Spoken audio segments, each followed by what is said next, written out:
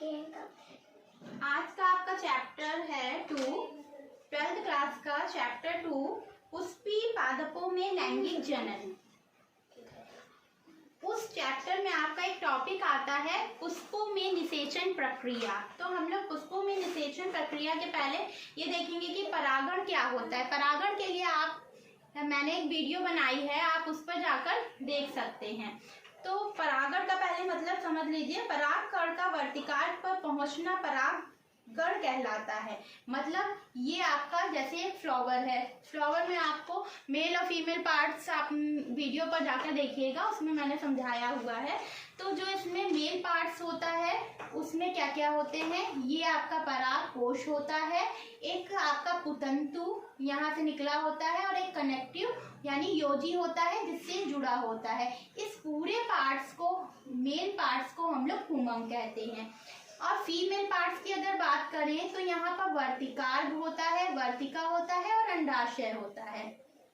अंडाशय के अंदर आपको बीजांड और भ्रूणकोश मिलता है और इसमें संरचनाएं होती हैं। तो ये एक फ्लावर का स्ट्रक्चर होता है। जब आप परागण समझ लीजिए, जब पराग कोश फटते हैं तो उसमें से परागकण बाहर निकलते हैं और परागकण बाहर निकलने के बाद किसी भी माध्यम से, हवा के माध्यम से या कीटों के द्वारा या अन्य किसी माध्यम से उड़ करके फीमेल पार्ट पर पहुंचते हैं। तो इस क्रिया को हम लोग परागण कहते हैं। अब परागण होता है, परागण के बाद निषेचन होता है। अगर परागण नहीं होता है तो निषेचन नहीं होगा, क्योंकि यहाँ पर जो भी परागकण होते हैं वो यहाँ पर नहीं पहुँचेंगे वर्तिकार्ध पर, वर्तिकार्ध पर नहीं पहुँचेंगे, जिससे क्या होगा, निषेचन नहीं होगा। तो उसके लिए, निषेचन के लिए परागण होना जरूरी है। परागण के बाद निषेचन कैसे होता है ये हम आपको इसमें बताएंगे, इस पूरे टॉपिक में।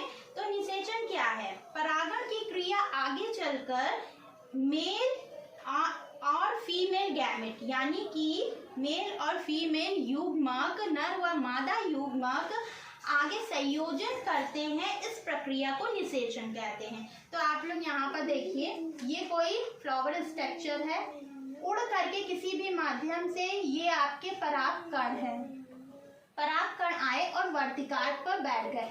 जैसे ही ये वर्तिकार्ध पर बैठते हैं तो ये फीमेल पार्ट जो होता है कुछ पोषक पदार्थों का रिलीज करता है, पोषक पदार्थ को सेक्रीट करता है और सेक्रीशन होता है पोषक पदार्थों का, जिससे कि ये जो आपको पराग नलिका दिखाई दे रही है वो बनना स्टार्ट होती है।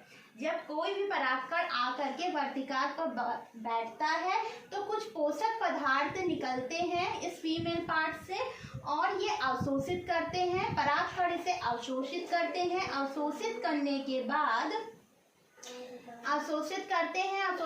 के बाद ये पराग नलिका का विकास करना स्टार्ट कर देते हैं। तो पराग नलिका विकसित होते हुए बीजांड में जाती है, अंडाशय के अंदर, फिर बीजांड में भ्रूणकोश में जा करके मेल, मादा और नर युग्मक आपस में मिल करके संयोजन कर लेते हैं। इस प्रक्रिया को निषेचन कहते हैं।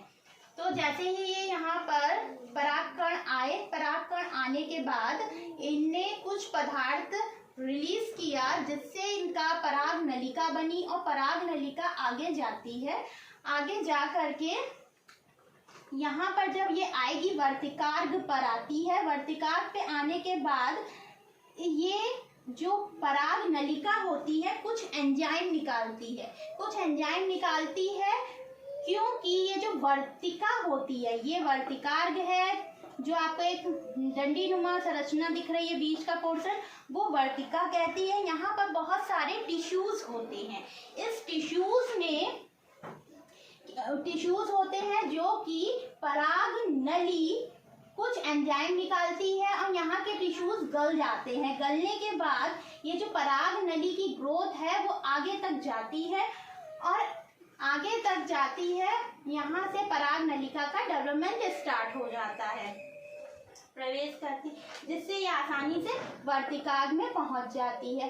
फिर धीरे धीरे नेक्स्ट आप लोग स्टेप देखिएगा, यहाँ पर वर्तिका, पहले ये वर्तिकार्ध पर आए परागकण, फिर वर्तिकार्ध पराग फिर वर्तिका से कहाँ पर एंटर कर गया? अंडाशय में। और इनका ये देख रहे होंगे आप लोग, ग्रोथ जो हो रही है, ये पूरा स्ट्रक्चर, इसकी ग्रोथ तेजी से हो रही है। और होते हुए ये पहले प्रवेश करेंगे बीजांड में, बीजांड से भ्रूणकोश में जाएंगे। भ्रूणकोश में जब ये एंटर करती हैं पराग नलिका तो 3 तरीके से करती है। ये मैं आपको एक वीडियो है उसमें बता दूंगी कि ये कैसे करते हैं। तो 3 तरीके से जाती है। एक हमारा यहाँ पर होता है चलाजल एंड होता है जिसको निभाग कहते हैं, एक कोरोगैमी होती है और एक मध्य भाग से। 3 तरीके से पराग नलिका इसमें एंटर कर सकती है। तो अगर किसी भी एक माध्यम से यहाँ पर पराग नलिका बढ़ते हुए अंदर जाएगी, कहाँ पर पहुंचेगी? अंडाशय में पहुंचेगी, फिर बीजांड में जाएगी। बीजांड के जाने के बाद में भ्रूणकोश में जाएगी। जब भ्रूणकोश में नर और मादा युग्मक, इसके पास क्या होते हैं? पराग नलिका के पास में 2 मेल गैमेट होते हैं। यहाँ पर ये उधर स्ट्रक्चर में आपके बना हुआ है, 2 नर युग्मक भी होते हैं। पहले तो आप लोग इसका स्ट्रक्चर पढ़िएगा, परागकण का कैसा होता है, तो आपको ये समझ में आ जाएगा। इनके पास में 2 नर युग्मक होते हैं और नर युग्मक आप आगे जाते हैं और ये भ्रूणकोश होता है, भ्रूणकोश में केंद्रक होते हैं और इससे फ्यूज कर जाते हैं। फिर नेक्स्ट आइए यहाँ पर कैसे करेंगे फ्यूज। यहाँ पर पराग नलिका का ये जो सिरा होता है, ये आपने सिरा देखा होगा, ये फट जाता है। फटने के बाद में दोनों मेल गैमेट, ये देखिए 2 गैमेट दिख रहे होंगे, ये दोनों नर युग्मक है, दोनों श्वसन हो जाते हैं। यहाँ से श्वसन अंदर चले जाते हैं, श्वसन हो जाते हैं, जो कि क्या करेगा? एक अंड युग्मक के साथ में एक द्वितीय केंद्रक के साथ में आपस में फ्यूज करेंगे। अगर ये मान लीजिए फर्स्ट है और ये सेकेंड है, जब ये वाला फर्स्ट नर युग्मक, ये अंड केंद्रक है, इसके साथ में फ्यूज कर जाएगा तो ये भ्रूण का निर्माण करेगा। और ये द्वितीय केंद्रक और ये सेकेंड वाला नर युग्मक जब मिल जाएगा तो ये भ्रूणकोश का निर्माण करता है। इस क्रिया को हम लोग निषेचन कहते हैं। यहाँ पर देख लीजिए, सबसे पहले क्या होगा? पराग कणों का वर्तिकार्क पर पहुंचना, यहाँ पर पहुंचेंगे। देन पराग कणों का वर्तिकार्क पर अंकुरित होना, पराग नलिका ये अंकुरित होना स्टार्ट करेगी। फिर पराग कणों का बीजांड में प्रवेश, ये हमारी बीजांड है या अंडाशय में ये प्रवेश करेगी। देन उसके बाद पराग नलिका का भ्रूणकोश में प्रवेश, ये भ्रूणकोश है और इसमें जाकर के ये प्रवेश करेगी। प्रवेश करने के बाद में ये दोनों युग्मक जो होते हैं, मेल युग्मक, आपस में फ्यूज कर जाएंगे, तो इस प्रक्रिया को निषेचन कहेंगे। अब यहाँ पर देखिए कि जो अंड युग्मक और फर्स्ट नर युग्मक मिल जाएंगे तो युग्मज पहले बनेगा, युग्मनज बनने के बाद ये भ्रूण का निर्माण कर देंगे। देन इसके बाद जो द्वितीय केंद्रक है ये और सेकेंड नर युग्मक है, दोनों मिलकर के भ्रूणकोश, जिसको एंडोस्पर्म भी कहते हैं, तो यहाँ पर भ्रूणकोश का निर्माण करेंगे। इस निषेचन को हम लोग दोहरा निषेचन या त्रिसंयोजन भी कहते हैं, क्योंकि यहाँ पर 3 न्यूक्लियस होते हैं, आपस में फ्यूज कर जाते हैं, तो इस प्रक्रिया को हम लोग त्रिनिषेचन या दोहरा निषेचन भी कहते हैं। तो ये आपको एक नेक्स्ट वीडियो में बताएंगे कि दोहरा निषेचन या त्रिसंयोजन क्या होता है।